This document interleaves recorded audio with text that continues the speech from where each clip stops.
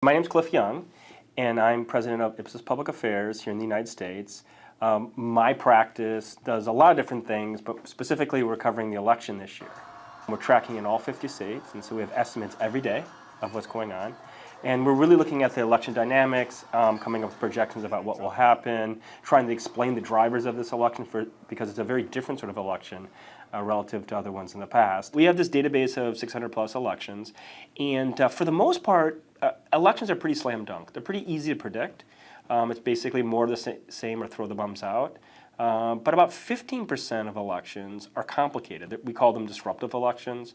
Those disruptive elections have a very unique profile. Typically, the population is fearful about the future, believes the system is rigged against people like them, believes that parties and politicians don't care about them, and are really willing to take risks, actually, to go with non-traditional candidates. And this is very much a disruptive election. Donald Trump is a great example of a disruptive candidate, a populist candidate.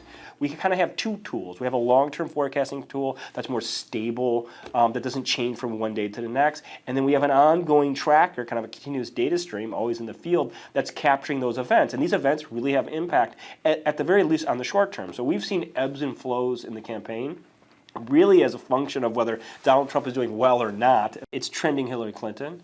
I think that he's shown himself to be resonant with a certain subset of the population, but he's having a lot of problems with the middle and independents when it comes to being presidential.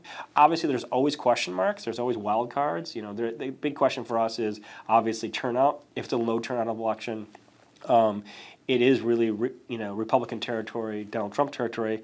If it's an average turnout to higher turnout, it's really a Hillary Clinton year. So, but we'll have to see. I give it to her, but there's always uncertainty, right?